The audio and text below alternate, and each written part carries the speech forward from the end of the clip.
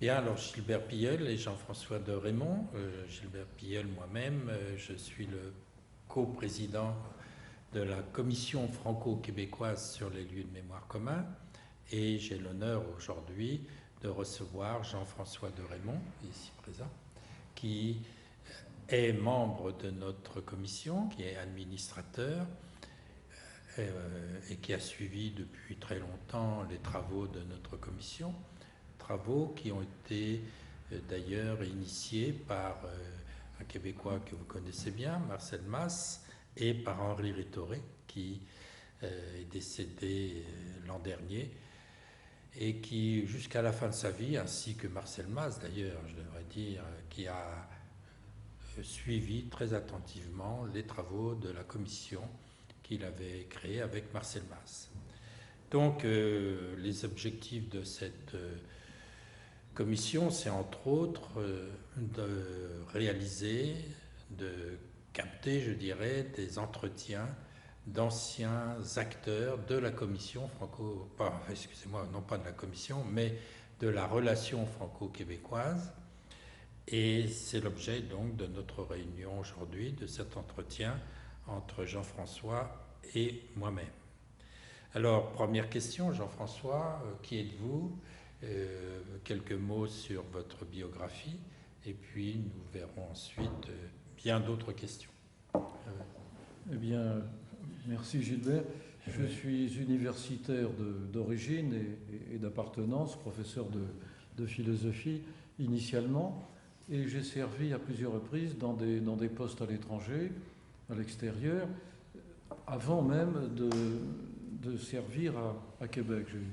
J'ai eu un poste en Côte d'Ivoire, en Grèce, en Suède, au ministère des Affaires étrangères à Paris, au cabinet du secrétaire d'État pour chargé des droits de l'homme. Et je dois dire que lorsqu'on m'a proposé le poste de Québec, j'étais extrêmement heureux parce que c'est un poste très recherché, extrêmement intéressant du point de vue du contenu riche qui est le sien. C'est également un poste dans lequel on met en action la francophonie.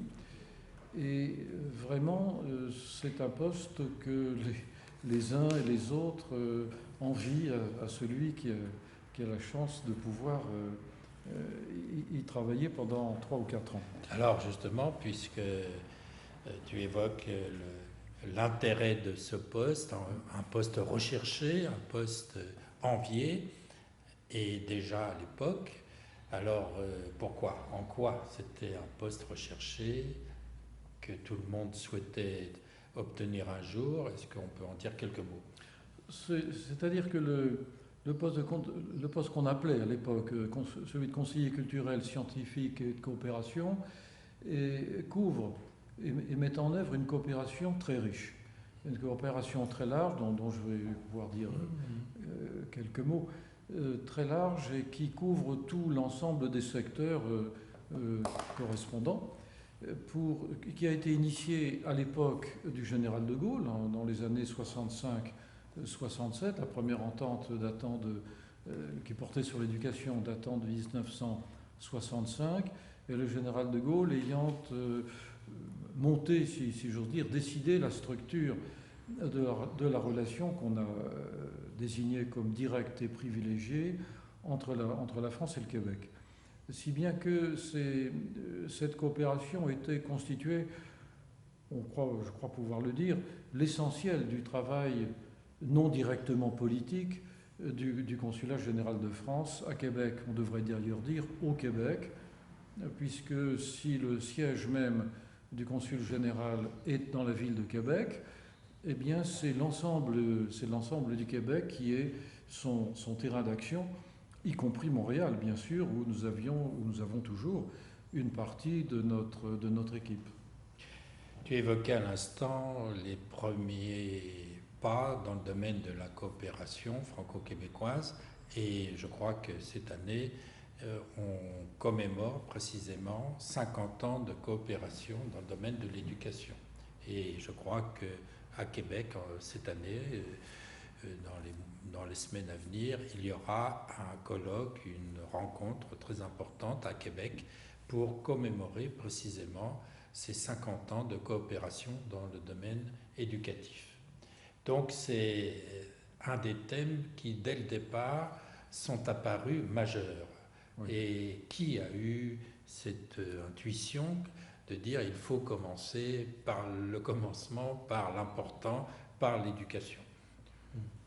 C'était à l'époque que je citais tout de suite, l'équipe politique qui entourait le général de Gaulle, qui avait parfaitement compris que tout commençait par la formation des jeunes et ensuite les relations universitaires qui devenaient très rapidement des relations scientifiques, culturelles et techniques.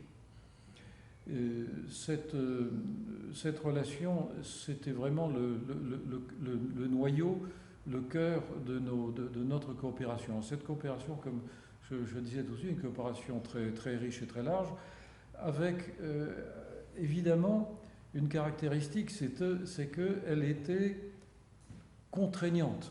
Elle était décidée, c'est une coopération à coût partagé, que les deux parties négociaient. Nous étions sans cesse en relation, c'est-à-dire très sympathique, avec nos amis, qui devenaient très rapidement des amis, nos interlocuteurs du ministère des Relations internationales. Et avant mon arrivée, quelques années avant, la commission permanente qui en décidait du contenu se tenait 2 fois par an. À mon époque, à partir de 1994, ce n'était plus qu'1 fois par an, mais c'était encore un travail considérable qui finissait par être considéré comme un petit peu lourd, un petit peu pesant de part et d'autre, si bien que, d'un commun accord entre les responsables québécois et français, nous avions suggéré à nos instances, aux deux ministères, de tenter d'alléger et en même temps de donner davantage de visibilité à cette coopération, de tenter de l'alléger, si bien qu'on est allé vers ce qui a lieu à l'heure actuelle. On est allé non plus vers une réunion annuelle, mais une réunion biennale, c'est-à-dire tous les 2 ans, de la commission, d'une part, et d'autre part, vers un certain type de méthode qui consistait à travailler sur projet et sur objectif, et non pas selon ce qui apparaissait à chacune des 2 parties, comme tour à tour intéressant dans un secteur, dans un autre, pour une région ou pour une autre. Alors qu'est-ce qu'on entendait déjà à l'époque par projet? Les projets suivaient les priorités. Les priorités étaient décidées, ont progressivement été décidées par les rencontres entre les 2 ministères. Par exemple, la relance, c'était à mon époque, la relance des relations interuniversitaires. Ou bien c'était le travail commun pour diffuser le français sur Internet. La création de circuits, ce qu'on appelait les autoroutes de l'information dans le domaine informatique. Alors pour reprendre, puisque c'était l'un des 2 domaines que j'ai été amené ou que j'ai souhaité amené à privilégier ou dans lequel j'ai souhaité le plus m'investir, les relations interuniversitaires fonctionnaient très bien depuis longtemps, depuis le début, depuis les années 70 à peu près, à l'époque justement d'Henri Rétoré. Mais il fallait davantage les systématiser et leur donner des bases structurelles qui leur manquaient probablement. Si bien que nous avions lancé l'initiative de créer des thèses en co-tutelle, un système de co-tutelle de thèses plutôt, d'une part, et d'autre part, de lancer une étude sur les équivalences de diplômes depuis le baccalauréat, le DEC en québécois, jusqu'au doctorat. Alors ceci a pris plus d'une année, 1 année et demie. Des commissions ont été nommées, Madame Céline Saint-Pierre y a beaucoup travaillé, ainsi que la conférence des présidents d'université en France, et ça aboutit à 2 accords qui ont été signés en 1996 95 et 96, l'un sur les co-tutelles de thèse et l'autre sur les équivalences des diplômes, qui ont été signés par les deux ministres, M. de Charette du côté français et M. Sylvain Simard du côté québécois. Et à partir de là, les choses se sont poursuivies, ont été facilitées par cette structuration-là, mais c'était beaucoup plus clair. Avant de revenir sur les problèmes de l'éducation auxquels tu t'es particulièrement intéressé, avant d'évoquer d'autres types de projets dans le domaine culturel, je voudrais poser une question parce que souvent tu dis nous.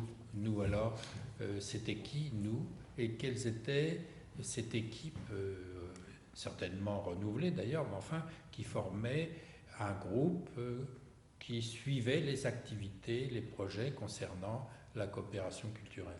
Oui, quand je dis nous, c'est l'ensemble du consulat général, naturellement, sous l'égide du consul général lui-même, qui n'entrait pas toujours dans le détail, naturellement, dans le détail administratif ou technique de chacune des coopérations correspondantes. Mais enfin, c'était l'ensemble du service culturel. Alors, le service culturel, c'était un service assez étoffé. Il y avait le conseiller culturel, scientifique et de coopération. Et il y avait 2 attachés culturels à Québec, ou plutôt un attaché culturel et un attaché de coopération, et l'autre moitié, si je puis dire, de l'équipe à Montréal, c'est-à-dire un attaché culturel et un attaché scientifique, qui travaillaient évidemment encore en symbiose, en coordination. J'allais moi-même, d'ailleurs, chaque semaine, par l'autobus, le fameux autobus voyageur Orléans Express, à Montréal pour des réunions avec les 2 attachés qui s'y trouvaient en poste et qui ne relevaient pas directement administrativement, qui ne relevaient pas du tout d'ailleurs du consul général à Montréal. Ils n'en ont jamais relevé, mais ils relevaient de la politique et de la politique culturelle au Québec. Alors c'était un ensemble qui travaillait en relation avec le ministère des Affaires étrangères, bien, par définition, bien évidemment, mais en relation aussi avec le ministère des Relations internationales, si bien que nous étions en contact permanent pour les questions techniques en débat, questions culturelles, les festivals de cinéma, de chansons, les salons du livre, les autoroutes de l'information, les relations avec les laboratoires de neurosciences, la télémédecine, que sais-je, les rectorats d'université, chacun ayant pour mission de développer chacun de ces domaines-là en suivant les lignes qui avaient été décidées antérieurement et en accord avec les collègues du Québec. Et alors comment se déroulaient ces relations dans ce nous que j'évoquais tout à l'heure entre Français et Québécois? Quels étaient les problèmes qui pouvaient se poser, comment les problèmes étaient résolus, enfin, comment se vivait cette relation au quotidien? Cette relation, écoute, pour ce que j'ai vécu moi personnellement, cette relation se déroulait dans la meilleure atmosphère. C'était d'ailleurs une époque, ça allait sûrement rester en partie, bon, je parle de celle que j'ai connue, c'était une époque effervescente où on vivait un certain volontarisme. On sentait que de part et d'autre, il y avait l'énergie, la volonté de réussir à monter ensemble des opérations, pas forcément monter des coups, mais monter des opérations qui devaient aboutir à un résultat, un succès, et qui correspondait bien sûr à ce que souhaitaient les deux ministères, selon les lignes qui étaient fixées, mais suivant une réciprocité large. C'est-à-dire que si l'une des 2 parties, québécoise ou française, souhaitait proposer à l'autre une opération et que l'autre partie trouvait que c'était certes intéressant, mais que ça ne correspondait pas tout à fait à ses vœux, eh bien, nous parvenions à négocier pour en réaliser une partie, mais mettre l'accent sur une autre partie que nos amis souhaitaient, et qui n'était pas nécessairement celle qui correspondait à nos voeux. Bref, la réciprocité existait, mais elle n'existait pas forcément terme à terme d'une manière géométrique, si tu veux. Dans l'ensemble, les choses se faisaient et elles aboutissaient. Alors, pour prendre quelques exemples, dans le domaine culturel, quels ont été en particulier, si tu en gardes un souvenir précis, des thèmes qui ont été traités, des sujets qui ont été abordés et des réponses qui ont été apportées à l'époque sur des problèmes concernant en particulier l'éducation, pour revenir à l'éducation, car il me semble que c'était quelque chose, quand je parle de l'éducation, c'était certainement un des sujets majeurs. Écoute, très franchement, l'éducation était un sujet très important, oui. mais les autres ne l'étaient pas moins. Les questions scientifiques et technologiques ne l'étaient pas moins, et l'éducation était une ligne qui se poursuivait sans aucune difficulté par des échanges de pédagogues, par des formations croisées, par la venue de spécialistes de France, par des séjours et des stages de Québécois en France qui allaient apporter leur propre expérience, leur propre procédure, par exemple contre le décrochage scolaire, par exemple pour établir la meilleure relation possible dans les équipes. Mais les autres domaines étaient également extrêmement importants. Alors j'ai cité tout à l'heure, j'ai annoncé tout à l'heure que je m'étais investi particulièrement dans deux domaines. D'une part, les relations interuniversitaires, c'était un petit peu ma spécialité. Et puis, en suivant ce qu'avaient pu faire certains de mes collègues, je m'étais aussi investi dans les relations avec les musées. Alors, si je reviens juste un instant sur les relations en éducation, puisque tu m'as relancé là-dessus. Nous avions aussi à soutenir, à participer au conseil d'administration, à tâcher de faciliter un certain nombre de relations, de résoudre certains problèmes. Nous avions à soutenir les deux grands lycées, le lycée Stanislas et le lycée Marie de France à Montréal, ainsi que l'annexe, le petit lycée qui est l'annexe de Stanislas à Québec, qui avait été créé par mon prédécesseur Albert Salon. Et nous avions eu là à résoudre certains problèmes, en particulier c'est des problèmes peut-être un peu franco-français, problème de double cotisation pour la retraite pour des professeurs français qui étaient là. Ça n'a pas toujours été très simple, mais ça s'est résolu. Alors je reviens à mon autre domaine. Je m'étais assez investi dans les relations culturelles avec les musées. À Québec, il y a deux grands musées. Le musée de la civilisation, qui est assez particulier, qui n'est pas un musée des beaux-arts, qui est un musée de civilisation, si on peut dire. Je travaillais beaucoup avec Michel Côté, qui vient d'être nommé directeur. Je le vois avec plaisir. Et nous le soutenions pour des échanges, des conférences, des expositions. C'était très, très fréquent, des colloques.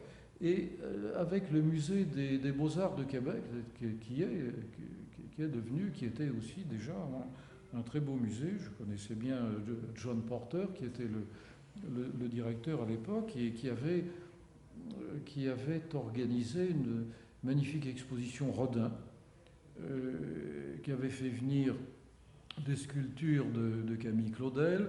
Je lui avais fait rencontrer la nièce de Claudel, que je connaissais, et nous travaillions vraiment dans une harmonie, je dirais, parfaite. C'était très, très sympathique. À Montréal, nous avions des relations avec des petits musées historiques fort intéressants, le musée McCord, le musée de Madame Stewart, et puis les deux autres grands musées, le musée des Beaux-Arts, avec lequel nous avions monté. Je dois dire que ça m'avait particulièrement intéressé parce que je je m'étais attaché à cette opération-là. Nous avions pu faire venir, avec l'aide de nos amis québécois, et puis avec un peu de chance aussi, avec du mécénat trouvé in extremis, nous avions pu faire venir une rétrospective de Pierre Soulages, qui est le grand peintre français, pratiquement au moment de la visite du Premier ministre de l'époque, qui était Alain Juppé. Et tout ceci dans le cadre des visites alternées des premiers ministres, qui sont un moment fort des relations entre le Québec et la France. Et petite anecdote, le musée des Beaux-Arts souhaitait faire venir cette exposition. La partie québécoise avait trouvé un certain financement, la partie française aussi, mais il manquait tout de même une grosse somme. Et on était un peu désespérés au moment où Juppé est venu avec tout un ensemble de chefs d'entreprise, comme font toujours d'ailleurs les premiers ministres. Et il s'est trouvé que dans le bus qu'il amenait de l'aéroport, nous étions allés le saluer. J'ai eu la chance d'être assis à côté d'une personnalité industrielle importante qui était de son équipe et un proche de Jacques Chirac, le président. Nous avons parlé de Platon et puis aussi de mon travail à Québec. Et j'ai répondu à l'une de ces questions, ce qui me disait qu'avez-vous à faire, mais en ce moment, je lui ai dit, écoutez, vraiment, nous avons une belle opération en cours. Je savais que Soulages était très apprécié aussi en France, mais il nous manque, et au bout de quelques minutes, il m'a dit, vous les avez. Oh. Alors, j'étais heureux, j'ai sauté du bus, j'ai bondi, si j'ose dire, sur la ministre de la Culture, Madame Louise Baudouin, et je lui ai dit, Madame la ministre, nous avons ce qui nous manquait, l'opération pourra avoir lieu. Et je dois dire que, bon, nous étions satisfaits. Oui, comme quoi les finances, le monde des affaires jouent un rôle important aussi. Oui, bien entendu. Et le Québec sait très bien le pratiquer. C'est beaucoup moins coutumier en France. Et c'est une chose à développer parce que toutes les parties vivantes, toutes les forces vives de la nation aident ainsi à monter des opérations. Il n'y a pas de doute. Ça s'est poursuivi ensuite. Je m'en étais moins investi. Ça s'est poursuivi ensuite au Musée des Beaux-Arts de Montréal avec une opération Astérix et puis le musée de Saint-Germain-en-Laye qui avait fait venir des fragments de poterie. C'était très avec les dessinateurs Uderzo et Goscinny, toute l'équipe. D'accord. Alors avec le musée d'art contemporain de Montréal, qui était dirigé par une personnalité qui connaissait bien le milieu intellectuel français, M. Brisebois, nous avions effectué divers échanges. Je ne me rappelle plus très bien le détail, mais je sais que c'était assez permanent et la relation était très facile. C'est d'ailleurs au musée d'art contemporain qu'Alain Juppé, lorsqu'il est venu, a fait ces grandes réunions d'annonces politiques, de développement des relations entre le Québec et la France. Alors ce thème sur les musées, ça m'intéresse d'autant plus que, d'ailleurs avec mon collègue Denis Racine, nous travaillons depuis maintenant 2-3 ans sur la mise au point d'un nouveau site sur Internet qui s'appelle Mémoire Amérique française et sur lequel nous collationnons, nous enregistrons des documents qui viennent des musées de France et des musées du Québec. Et nous avons déjà une cinquantaine de musées qui ont déposé des objets. Et donc, c'est un travail qui est encore à faire, mais qui est plein de promesses pour justement faire connaître, sur le plan au moins du musée et d'une façon plus générale sur la culture, sur la relation entre la France et le Québec. Alors, je suis très heureux qu'au fond, on ait eu l'occasion d'en parler et nous espérons d'ailleurs pouvoir poursuivre, et je dois le dire, que le musée de la civilisation nous aide beaucoup également. Pour le musée de la civilisation à Québec, Oui. nous aide de façon importante pour héberger ce site à l'heure actuelle sur Internet et assurer son entretien à l'avenir, et ça sera très utile. Alors, nous avons évoqué les musées, mais est-ce qu'on pourrait dire quelques mots sur d'autres types d'activités, disons, artistiques, comme la chanson, comme le théâtre? Je ne sais pas si tu as des souvenirs à ce propos pour qu'on en dise quelques mots.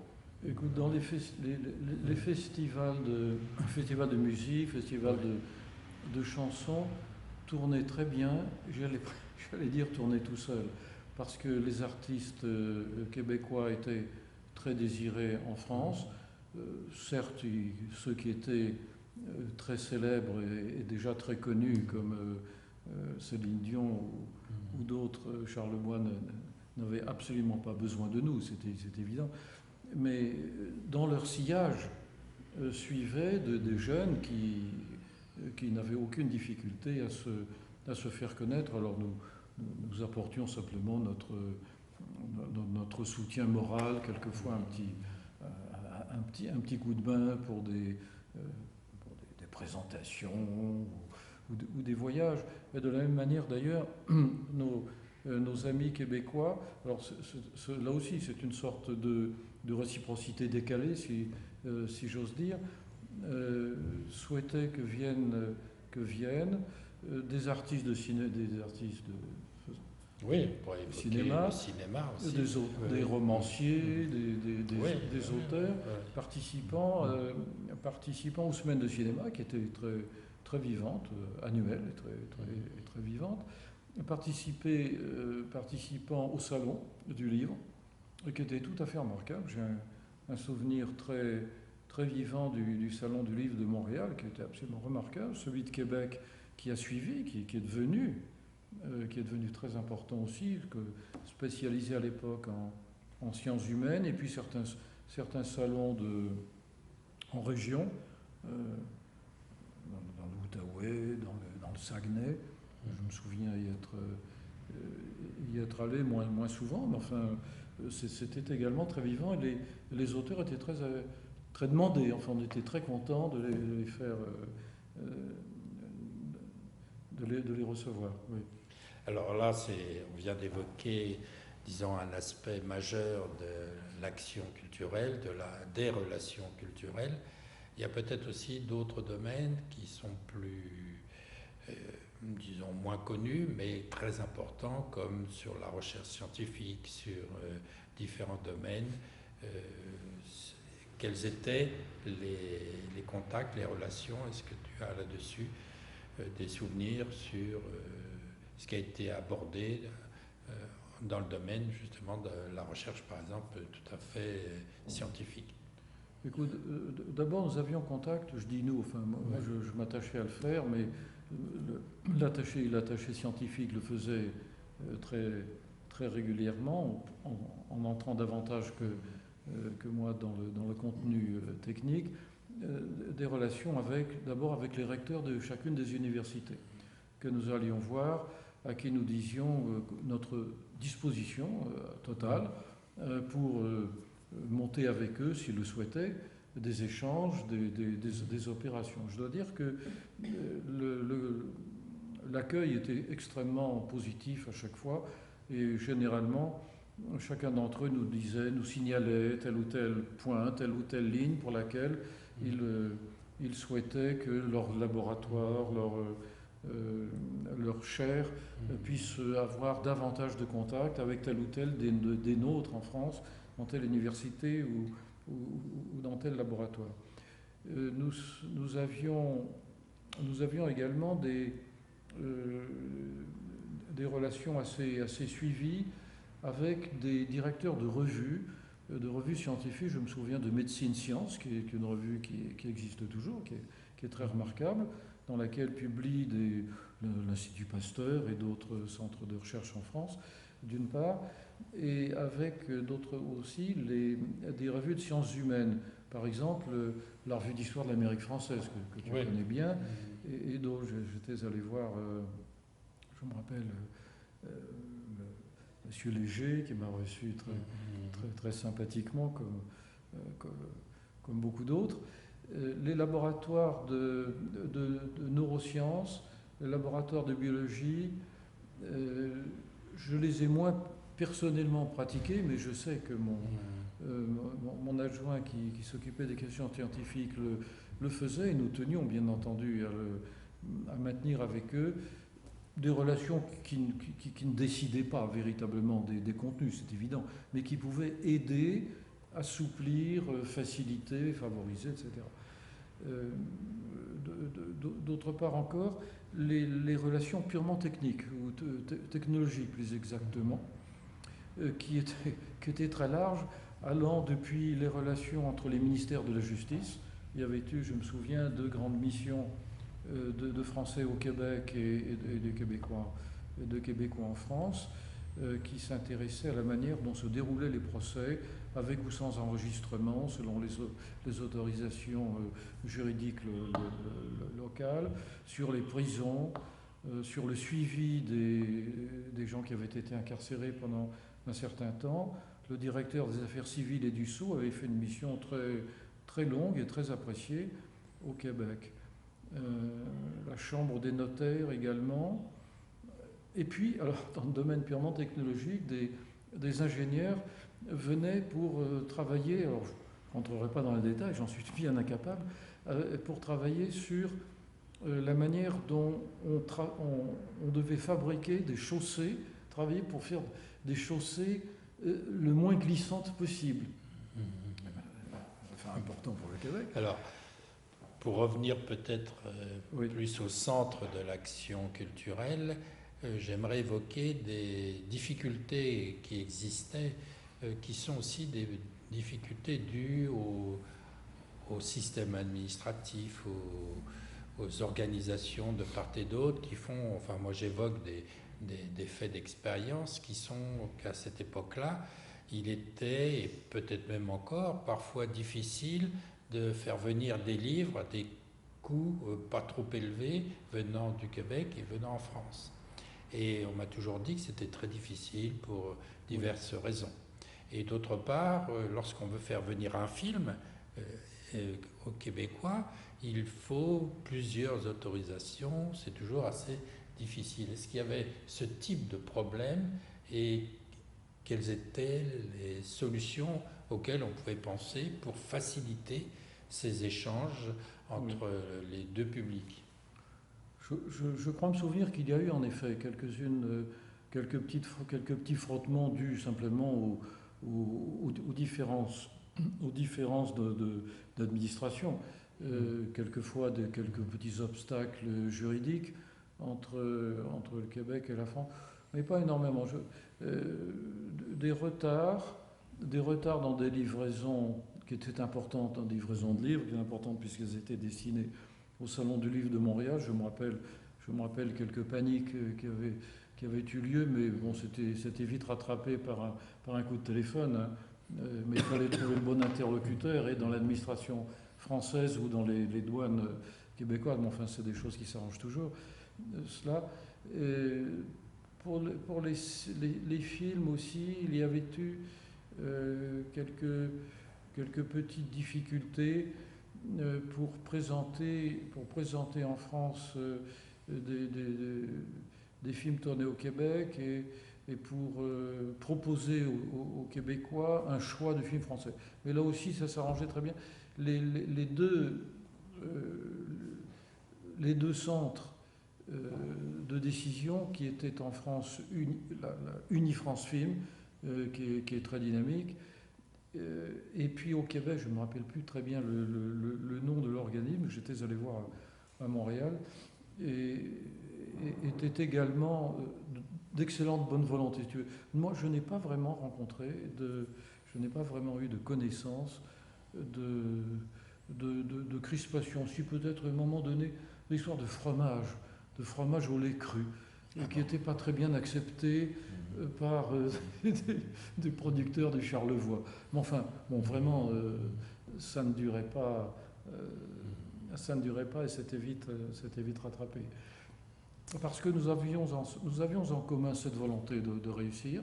Je crois que ce n'est pas vraiment pas de la langue de bois, c'était vraiment la réalité de vécu quotidienne, hein, avec des personnes humaines avec qui nous travaillions, nous déjeunions, nous téléphonions, d'une part, et d'autre part le fait de parler la même langue, je pense que tu voudras y venir, de parler la même langue, et même si les mots quelquefois pouvaient entraîner quelques malentendus, c'était la même langue, et puis j'étais personnellement toujours un peu attentif à ça, même si ça pourrait paraître un peu romantique, le fait d'avoir une histoire commune. Je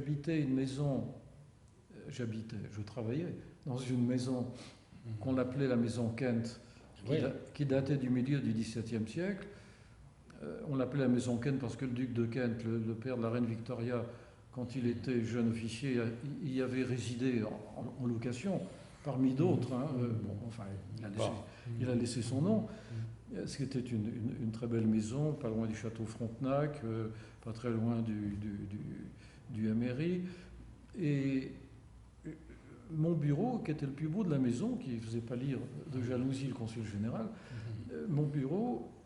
dans mon bureau aurait été signé autrefois, c'est pas forcément la gloire, mais enfin c'est l'histoire, la reddition de Québec, la capitulation, 1759 après les plaines d'Abraham, et malgré la victoire de Sainte-Foy. Enfin, mais je ne manquais pas de contempler de temps en temps le fleuve, et je pensais toujours à Monseigneur de Laval, aux pionniers qui étaient venus contre vents et marées, c'est le cas de le dire, à la Capricieuse en 1855, et même au Colbert de De Gaulle. Oui, de Gaulle. Mais tu faisais allusion à la langue française, et effectivement, s'il y a un point qui réunit les Québécois et Français, c'est l'utilisation, et je dirais aussi la promotion de la langue française. Alors quel était le regard des Québécois en particulier sur à la fois le devenir de la langue française et aussi l'attitude, la position française qui était sans doute différente à l'égard de la langue française? Comme on le sait, la position française est en partie différente parce que là, je ne veux pas faire des analyses, il ne m'appartient pas de les faire, c'est pas pour ça que là, mais enfin, je dis globalement, les Français ne craignent pas vraiment pour leur langue parce qu'ils ont l'impression qu'elle est solidement enracinée, qu'elle est répandue à travers les 70 pays de la francophonie institutionnelle, que le Québec en est le plus ardent défenseur en pointe. Bon, certes. Et le Québec, nos amis québécois nous taquinent toujours, d'ailleurs, ils ont bien raison, pour notre propension à laisser se placarder sur nos murs et dans notre langage des expressions anglaises qui sont absolument inutiles. Bon, je ne rentre pas dans les détails. Mais il n'y a pas de doute qu'ils avaient le sentiment, ils l'ont toujours, je suppose, d'être un gros îlot dans une mer d'anglophones de 300 millions d'habitants en Amérique du Nord. Et un îlot d'un courage inouï, d'une énergie farouche depuis des siècles. Et grâce à la loi 101, grâce à leur travail quotidien, eh bien, le Québec maintient ce qu'on doit appeler, je pense, sa survivance culturelle, sa survivance linguistique. Alors,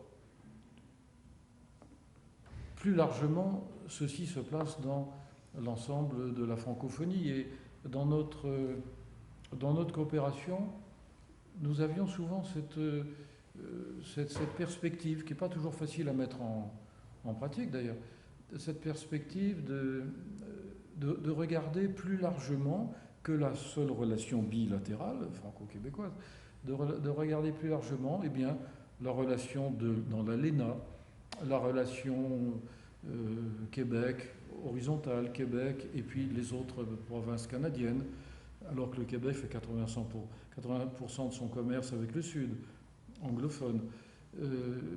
La relation avec le Mexique, avec les îlots de francophonie aux États-Unis. Tout ceci était certainement difficile.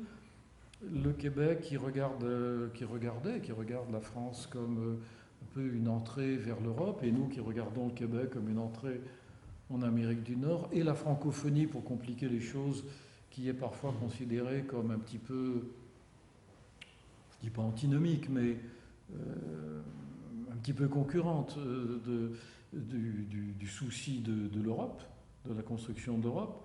Alors tout ceci mêlé faisait que nous tenions beaucoup à cette francophonie institutionnelle qui nous dépassait, mais dans laquelle nous nous situions. Je l'avais un petit peu expérimenté lorsque j'étais en poste en Suède. J'avais voulu inaugurer une semaine de la francophonie. Et nos amis suédois nous regardaient curieusement, en disant « Qu'est-ce que c'est que la francophonie ? C'est la France et ses anciennes colonies, sans doute. » Nous leur disions avec un petit sourire, peut-être, mais c'est pas seulement ça, tout de même.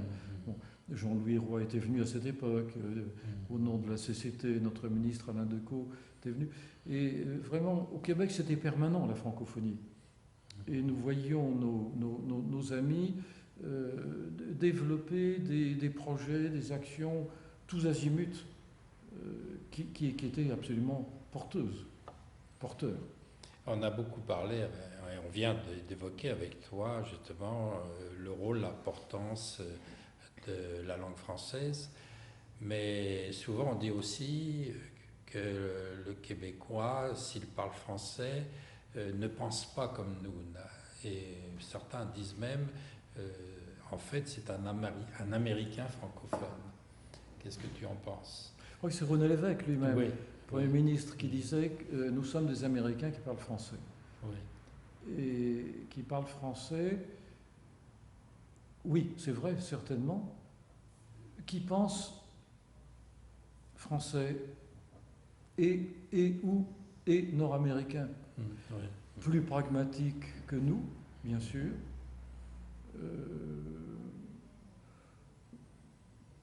Moins préoccupé de la théorie et davantage préoccupé par la réalisation immédiate et pratique, peut-être n'ayant pas la même attitude devant une difficulté à transformer en problème, bien entendu, mais je n'ai pas le souvenir, enfin peut-être ça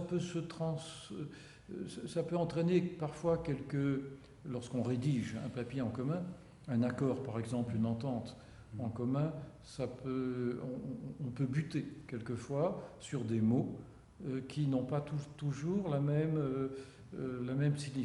parfaite signification ou la signification spontanée de chaque côté. Mais je n'ai pas vraiment le souvenir, je sais que ça existe, mais je n'ai pas directement le souvenir de véritables difficultés de ce point de vue. Même si, encore une fois, on trouve un petit peu d'anglais dans le français utilisé couramment, et de la même manière qu'on nous dit que nous avons des manières de penser qui tendraient à imposer. C'est Charles Cogan, par exemple. Charles Cogan, l'ancien directeur de l'SCIA, qui a écrit un livre fort intéressant, il s'appelle « Diplomatie à la française », préfacé par Hubert Védrine d'ailleurs, qui oppose, qui différencie en tout cas, la manière française de faire de la diplomatie, qui serait hyper rationalisée et qui aurait tendance à imposer ses vues, et puis la manière anglo-saxonne qui serait empiriste, et qui aurait tendance, au contraire, différemment plutôt, à parvenir par un progressif consensus à un résultat. Alors peut-être que la manière québécoise serait la seconde, mais elle est aussi matinée de la première, de la nôtre, parce que nos amis québécois ont aussi des gènes français, il n'y a aucun doute. Alors, je crois qu'on commémore cette année, en 2016, 50 ans de coopération et essentiellement, je dirais pas essentiellement, mais en tout cas une coopération qui, dans le domaine culturel, a joué un rôle important dans l'histoire. Et quelle impression d'ensemble en as-tu au départ, les espoirs qu'on pouvait avoir et comment a-t-elle évolué dans un sens ou dans un autre? Il est difficile de porter un jugement un peu global sur l'ensemble, mais c'est plutôt une impression. Euh, la coopération franco-québécoise a été décidée vraiment en partenariat entre les responsables québécois et français en 1965-67. Et tout à fait spécifique, tout à fait bilatéral, encore une fois, relation directe et privilégiée, portée par la francophonie, il n'y a pas d'autre exemple. Ouais. Avec un office franco-québécois pour la jeunesse, la seule comparaison, c'est l'office franco-allemand pour la jeunesse, c'est ce qui était son modèle, son application. Dans une autre relation privilégiée d'ailleurs, depuis la guerre, ayant inversé les termes. Bon, c'est vraiment une coopération spécifique. Alors, cette coopération spécifique-là, elle est certainement unique. Mais la France entretient des coopérations, et le Québec lui-même entretient des coopérations avec beaucoup d'autres pays, bien évidemment. Et le mot de coopération est certainement l'un des plus beaux mots du travail diplomatique, parce qu'il montre bien comment on parvient ensemble à une réalisation qui dépasse la perspective unilatérale de l'un ou de l'autre. Si bien que cette coopération, parce qu'en même temps elle est patinée, elle a blanchi sous le harnois, bon, je ne dirais pas qu'elle se banalise, mais elle s'accoutume. Elle tourne très bien comme un moteur de magnifique Formule 1, si on peut dire. Et au gré des réunions bilatérales biennales, où les deux ministères décident de priorités, eh bien, elle épouse les priorités qui sont décidées, en mettant une fois l'accent sur les neurosciences, une autre fois sur la justice, ça pourrait être un jour sur la sécurité nationale, j'imagine, je ne sais pas, sur les relations universitaires, ça pourrait être sur les relations sportives, enfin bref. Si bien que elle a vocation à embrasser tous les domaines, alors comme elle ne peut pas tout faire simultanément, à les embrasser tour à tour et à réussir à monter des opérations dont le résultat fait date, fait histoire. Et c'est peut-être là qu'on peut observer s'il y a des réussites, se demander quels sont les points sur lesquels la coopération franco-québécoise a laissé des traces. Alors là-dessus, je n'ai pas les éléments nécessaires, mais c'est une étude qui mériterait d'être faite en effet. Ben justement, tu évoquais à l'instant l'OFQJ. Je crois que s'il y a un organisme qui a joué un rôle et qui joue encore un rôle majeur dans cette relation à la fois culturelle et globale entre la France et le Québec, c'est cette institution que je nommais l'OFQJ, et en particulier auprès des jeunes. Est-ce que tu as des souvenirs de cette histoire, de ce rôle de l'OFQJ, des contacts déjà anciens, mais qu'on peut évoquer à nouveau et qui ont joué un rôle dans justement cette relation entre la France et le Québec, et en particulier auprès des jeunes, car ça m'apparaît surtout aujourd'hui très important d'entretenir ces liens entre jeunes québécois et jeunes français. Écoute, les souvenirs que j'en ai sont davantage des souvenirs organisationnels, pourrais-je dire, mais il y a deux choses à dire. Il y a d'une part, mais tu viens de le dire, le fait que des jeunes gens du Québec et des jeunes gens de France vont passer quelque temps sur projet, bien sûr, sur projet, sur dossier, et sur projet qui aboutit à une présentation d'une étude, d'un résultat, de l'autre côté de l'Atlantique, en s'investissant ainsi dans la société qu'ils découvrent et dont ils apprécient un aspect ou un autre. Et ça, c'est tout à fait fondamental.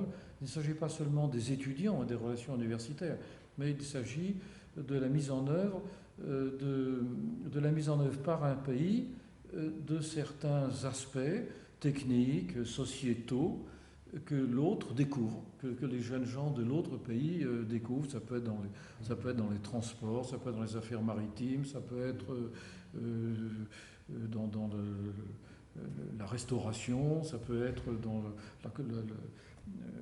la conduite touristique, bref. Oui, la vie quotidienne. Dans la vie quotidienne. Oui. Alors j'avais un petit souvenir qui était la venue au Québec de personnalités qui étaient de deux personnalités qui étaient venues ensemble, l'une pour des raisons historico-politiques, c'était Philippe Séguin, qui venait pour inaugurer la statue du général de Gaulle, l'une des rares statues, peut-être même la seule à l'étranger, à côté des plaines d'Abraham et faisant face à la statue de Montcalm. Et puis la venue de Pierre Messmer, qui était à ce moment-là président de l'OFQJ. Il avait accepté cette fonction-là, et tout le monde en était très, très fier. Je dois dire, j'ai été très heureux de le saluer à ce moment-là. Et il y avait une grande effervescence où justement la jeunesse, les jeunes se mêlaient aux officiels, à des gens beaucoup plus pesants, empesés aussi, pourquoi qu'on n'est pas empesé au Québec, qui faisaient le lien social. Véritablement, je me rappelle de discours de Bernard Landry à cette époque, tout à fait enflammé pour la relation entre les deux pays. Alors, je vais te poser une dernière question qui est peut-être pas facile d'ailleurs, dans la mesure où, avec tout ce que tu as vécu dans cette relation franco-québécoise, dans cette coopération franco-québécoise, qu'est-ce qui resterait comme pour toi un moment important, à la fois parce que ça a permis de faire évoluer une situation, de décider quelque chose, ça a changé cette relation. Est-ce que tu pourrais me donner un exemple d'action dont tu gardes un excellent souvenir et qui serait comme un peu le point d'orgue de tout ce que tu as fait au cours de ces années? Écoute, politiquement, mais ça n'était pas à mon niveau, politiquement, il est certain que les visites alternées des premiers ministres sont un moment tout à fait essentiel, non seulement symboliquement, étant donné le niveau et la personnalité de ces premiers ministres, mais parce que cela aspire et cela draine l'ensemble, et cela inspire l'ensemble des opérations à préparer et ensuite à mettre en œuvre et des conclusions à tirer. Ça, il n'y a aucun doute, ça innerve véritablement la relation. Ça donne le ton, le rythme. Bon. Maintenant, pour citer des opérations, comme tu me le demandes, écoute, là, je reviendrai à ce qui était plus personnel. Certaines opérations avec les musées, comme celle que j'ai citée tout à l'heure, certaines opérations avec les universités, j'en cite une. Nos amis de l'université Laval avaient bien voulu organisé au moment du 400e anniversaire de la naissance de Descartes un colloque international d'envergure à l'université Laval. J'avais trouvé ça extrêmement, d'autant plus intéressant que Descartes ne m'était pas inconnu. Et ils m'ont ensuite donné un cours à faire sur Descartes après mon retour à l'université. Et j'avais trouvé ça extrêmement significatif dans cette université où Descartes n'était pas le premier, n'était pas le principal auteur français. Et de lui donner une place au seuil de ce qui a pu être considéré à l'époque, autrefois, au XVIIe siècle et après, au seuil de la modernité, et comme reconnaissance de la pensée française. Bon. C'était, je crois, très significatif et important. Ou encore les ententes qui étaient signées, des ententes qui ont été signées pour l'autoroute de l'information. Je ne suis plus capable de dire la date exacte, mais c'était très important, techniquement, que le Québec et la France décident de mettre ensemble leurs efforts pour diffuser le français sur Internet, sur Internet. Et puis les ententes que nous avions faites, que nous avions signées, qui ont ensuite été développées, d'une part sur les co-tutelles de thèse.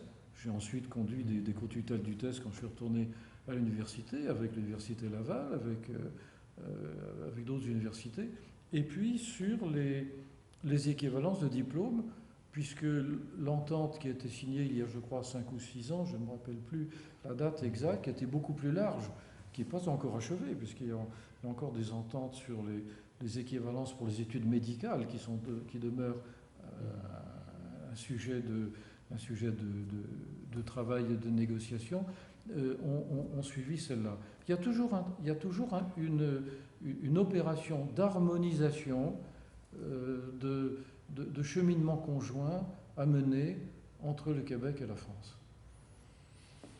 Eh bien, Jean-François, je crois qu'on va rester sur ce dernier mot, sur la relation entre la France et le Québec, et je tiens particulièrement à te remercier de tous ces témoignages. C'est très passionnant pour moi d'y participer.